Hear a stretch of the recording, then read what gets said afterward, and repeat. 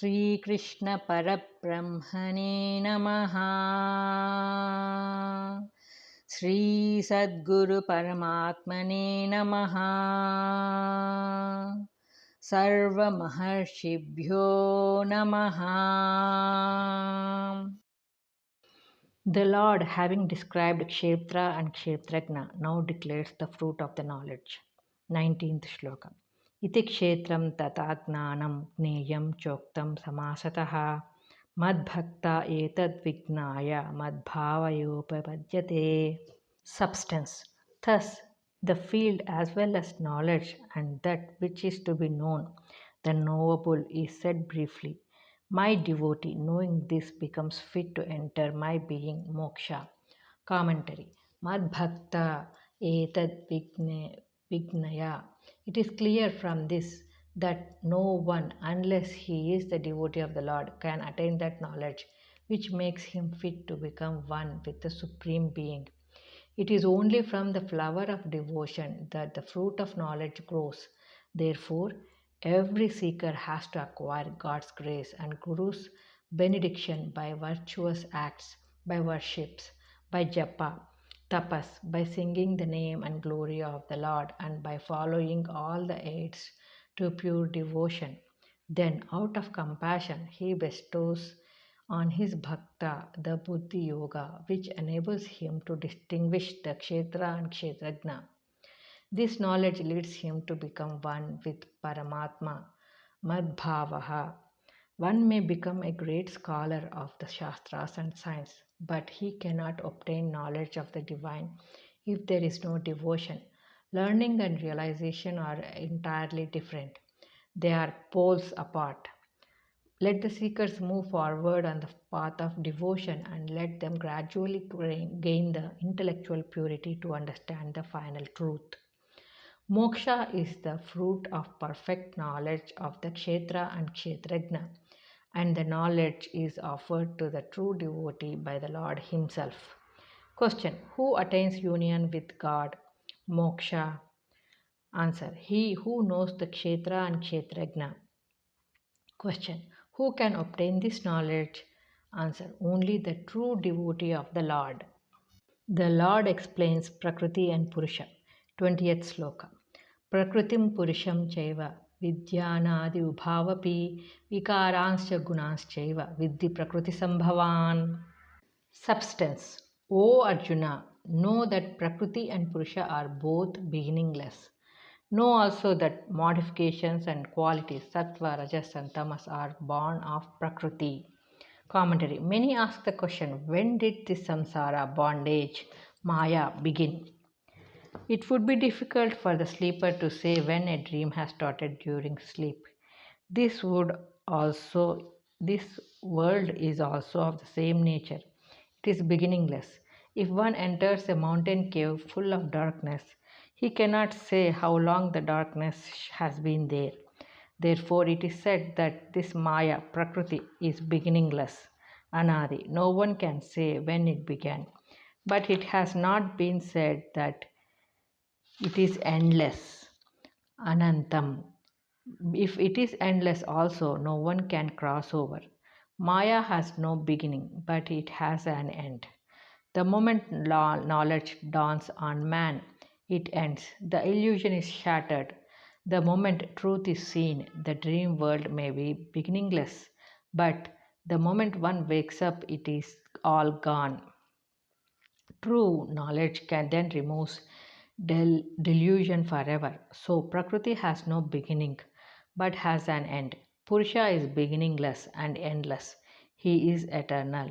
Prakriti Sambhavan. Purusha is ever pure. Nitya Shuddha. There cannot be any change or modification in him.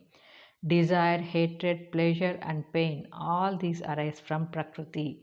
As long as these passions agitate the mind, it is clear to everyone that he is subject to the power of Maya, that he is still in the realm of Kshetra and has not attained the Kshetragna. These vasanas, having come to man from endless births, should be cleared by determined effort, and he should reach the Purusha in due course. Whenever the mind is agitated by these passions, whenever the intellect becomes clouded, one should firmly assert and affirm that he is the Purusha, changeless, pure, and perfect. He should keep himself alert and apart and watch these modifications as objective changes in the outside world, with which he is not at all concerned. He should remain firm and immovable like the mountain. That is the way to overcome the past samskaras. There is no other way. The theme of Prakriti and Purusha is further explained. 21st Shloka. Karyakaranakatrutve hetu prakritiruchyate Purusha sukha dukkhanam bhoktrutve heturuchyate. Substance. Prakriti is said to be the cause in providing the chain of cause and effect. Purusha is said to be the cause in the experience of joy and sorrow. Commentary. Karyam means the body. Karanam means the senses, mind and ego, the five elements and objects of sense world. Prakriti is the cause, that is, all these things are produced by Prakriti. So, Prakriti is the cause of these things. Prakriti is inert, Jada, and so cannot have the power of experiencing joy and sorrow. Purusha is pure consciousness, so he cannot be subject to joy and sorrow. But by the senses of Prakriti, the Purusha appears to be experiencing these modifications of joy and sorrow. Really, Purusha does not cause anything or nor does anything affect him in any way. He is neither cause nor effect, neither the modifications nor the experiencer of them. Intermingling with Prakriti is the cause of birth. 22nd Shloka. Purusha Prakritisto hi bhunkte Prakritijan gunan karanam gunabho sankosya sasatyoni janmasu. Substance. Seated in Prakriti, Purusha, Jiva enjoys the qualities born of Prakriti. Attachment to the qualities is the cause for the birth of Jiva in good and evil wombs. Commentary. This verse explains the cause for the birth of the Jiva in good and evil wombs. The cause for it is the attachment of the Jiva with the qualities Sattva, Rajas, and Tamas, and the various objects of the material world. This is the cause of bondage.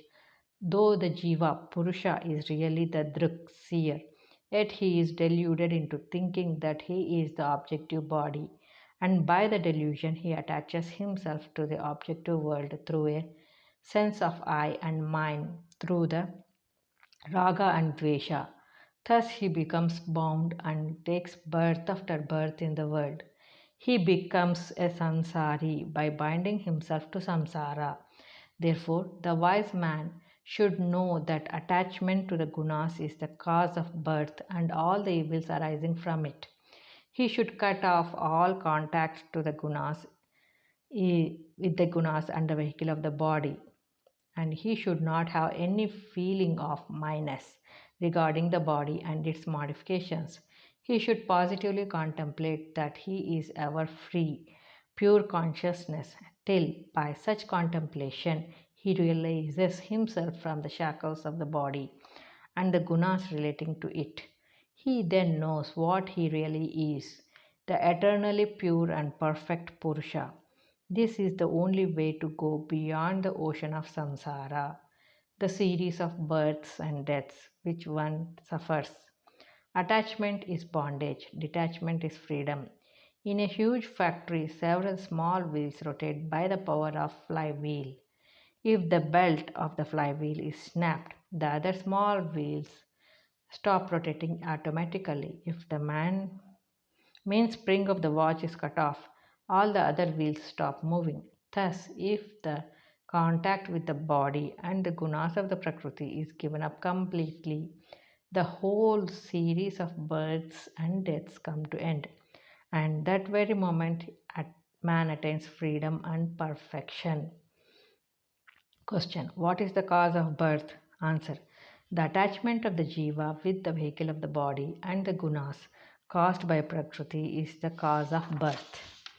Question. What then is the way to escape from birth and death?